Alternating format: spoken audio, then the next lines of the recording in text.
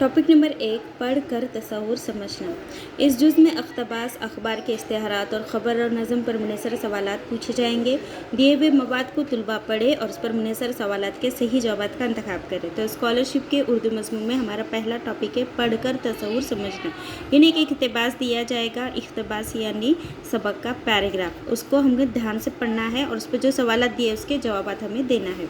अब हिदायत, दी हुई इबारत गौर से पढ़िए और दिए हुए सवालात के जवाब के लिए सही जवाब के दायरे को पूरा कीजिए। अब इसके लिए ध्यान में रखने वाली बातें, नंबर 1, इबारत ध्यान से पढ़े। सबसे पहले जो इबारत दी हुई रहती उसे क्या करना है, हमको ध्यान से पढ़ना है। फिर इबारत का मफ़हूम समझे, जो दिया हुआ है उसका मतलब हमें ठीक से समझना है।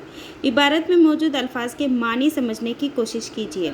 जो अल्फाज होते हैं जैसे अभी अव्वलियत यानी पहले आने का, शर्फ यानी इज़्ज़त, तो उन लफ्ज़ों के मानी भी हमें समझ में आना चाहिए। अब इबारत के नफ़्स से मज़मून को अच्छी तरह समझे, यानी इसके अंदर जो बेसिक दिया हुआ है उसको हमको समझना चाहिए। अब इबारत में दी हुई मालूमात के तरतीब से ही सवालात रहेंगे, ऐसा ज़रूरी नहीं है। पहली लाइन से भी सवाल हो सकता है, उसका अगला सवाल आखिरी लाइन से भी हो सकता है। तो पूरा पैराग्राफ हमें ध्यान से पढ़ना है। अब इबारत पढ़कर मुतबादिल को ध्यान से पढ़े और सही मुतबादिल का इंतखाब करें। जैसे अब सवालात, जो सवाल दिया हुआ है उसके 4 ऑप्शन दिए जाते हैं, तो पहले चारों ऑप्शन ध्यान से पढ़ना है और फिर जो सही जवाब होगा उसे हमें क्लिक करना है या हमें उसके दायरे को भरना है। अब सही मुतबादिल मुंतखब करते वक्त दोबारा इबारत के इस हिस्से पर नज़रसानी कर ले जहां जवाब मौजूद हो। यानी अपने को जवाब भी आता है लेकिन फिर भी हमें क्या करना चाहिए, जहां जवाब लिखा हुआ है उसे दोबारा पढ़ना चाहिए। तो मिसाल के तौर पर देखेंगे, इबारत नंबर 1, हज़रत अबू बकर रज़ी अल्लाह अन्हु को कई बातों में अव्वलियत का शर्फ हासिल है।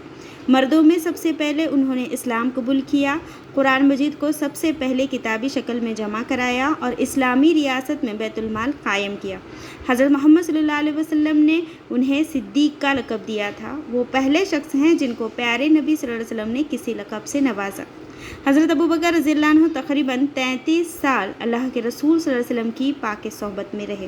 तो अब हमें इस पैराग्राफ को पहले समझना है। तो अब पहले जुमले में दिया कि हज़रत अबू बकर रज़ी अल्लाह अन्हु को कई बातों में अव्वलियत का शर्फ हासिल है, यानी बहुत सारी बातें हैं जिनमें सबसे पहले हज़रत अबू बकर रज़ी अल्लाह अन्हु, जैसे कि मर्दों में सबसे पहले इस्लाम कबूल करने वाले, कुरान मजीद को सबसे पहले किताबी शक्ल में जमा कराने वाले और इस्लामी रियासत में बैतुल माल कायम करने, हुकूमत चलाने के लिए जो माल जमा किया जाता है जिसे बैतुल माल कहा जाता है, तो वो भी सबसे पहले किसने कायम किया, हज़रत अबू बकर रज़ी अल्लाह अन्हु ने।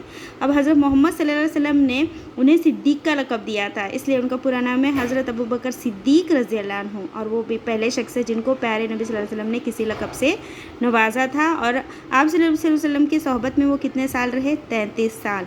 पहले हमें इस इबारत को समझना है, उसके बाद सवाल ध्यान से पढ़कर उसका जवाब ढूंढना है। अब मर्दों में सबसे पहले किसने इस्लाम कबूल किया, चारों ऑप्शन हमें पढ़ना है। नंबर 1 हज़रत अली, नंबर 2 हज़रत अबू बकर रज़ी अल्लाह अन्हु, नंबर 3 हज़रत उस्मान रज़ी अल्लाह अन्हु और हज़रत उमर रज़ी अल्लाह अन्हु। तो ये हम पहले ही पढ़ चुके हैं कि सबसे अव्वलियत का शर्फ किन्हें हासिल है, हज़रत अबू बकर रज़ी अल्लाह अन्हु को। तो यहाँ पे सही जवाब क्या होगा, मर्दों में सबसे पहले किसने इस्लाम कबूल किया, मर्दों में सबसे पहले उन्होंने, यानी हज़रत अबू बकर रज़ी अल्लाह अन्हु ने। तो जवाब नंबर 2, तो जो 2 नंबर का ऑप्शन है हम उसके दायरे को भरेंगे। अब उसके बाद है सवाल नंबर 2, हज़रत अबू बकर रज़ी अल्लाह अन्हु को आप सल्लल्लाहु अलैहि वसल्लम ने क्या लक़ब दिया था। तो हम यहाँ पे ढूंढेंगे, पहले पढ़ेंगे सदका, सच्चा, सिद्दीक़ और सिद्क।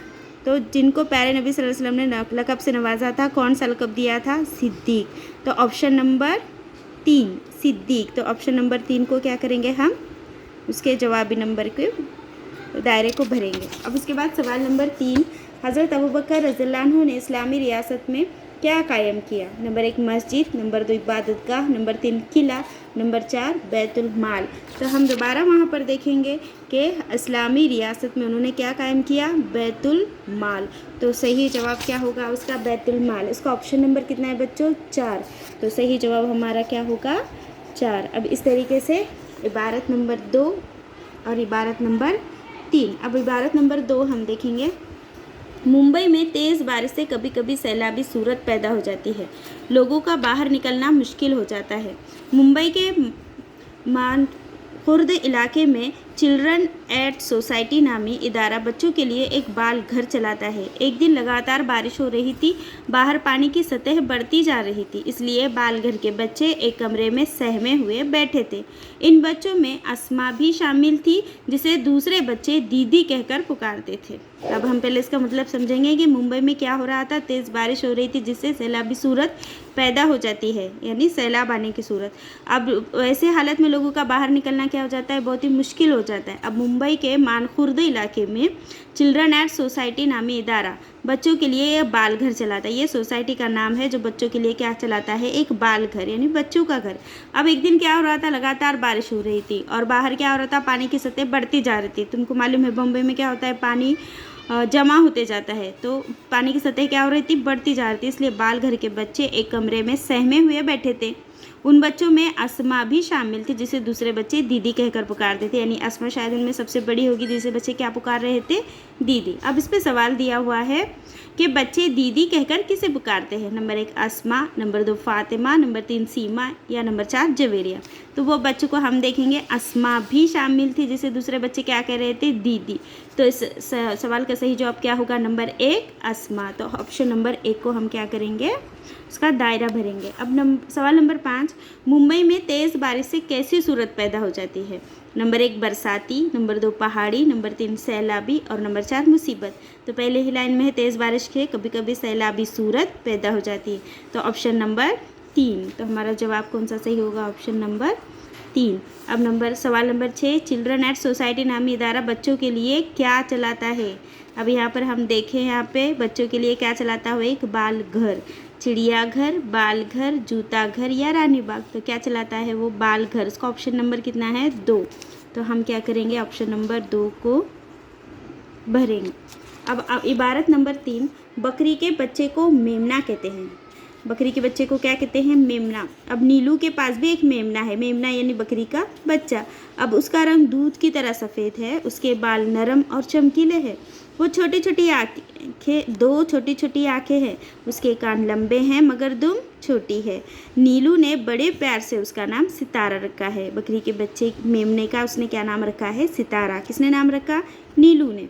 अब सवाल नंबर 7, बकरी के बच्चे को क्या कहते हैं। नंबर 1 बकरा, नंबर 2 पिल्ला, नंबर 3 मेमना, नंबर 4 बछड़ा। तो पहला ही लाइन में है जवाब उसका, बकरी के बच्चे को मेमना कहते हैं। तो यहाँ पे ऑप्शन कौन सा आएगा, ऑप्शन नंबर 3। अब क्या करेंगे, हम उसके सही नंबर को, दायरे को भरेंगे। अब सवाल नंबर 8, बकरी के बच्चे का रंग कैसा था। नंबर 1 काला, नंबर 2 सफ़ेद, नंबर 3 गुलाबी, नंबर 4 जामुनी। तो उसका देखेंगे, उसका रंग दूध की तरह सफ़ेद है। तो ऑप्शन नंबर 2 उसको हम भरेंगे। अब सवाल नंबर 9, नीलू ने बकरी के बच्चे का क्या नाम रखा है। नंबर 1 सैयारा, बादल, धनक या सितारा। तो हमने देखे उसका नाम सितारा रखा है। तो हमारा ऑप्शन नंबर 4 सही आएगा। तो समझ में आया बच्चों, इस तरीके से हमें इबारत क्या करना है, पहले ध्यान से पढ़ना है, उसको समझना है, उसके लफ्ज़ों के मानी को समझना है, उसके माखूज को समझना है और दिया हुआ सवाल ध्यान से पढ़कर चारों ऑप्शन पहले पढ़कर जो सही जवाब हम उस पैराग्राफ में से ढूंढ कर निकालेंगे और उसके ऑप्शन नंबर के दायरे को हम भरेंगे।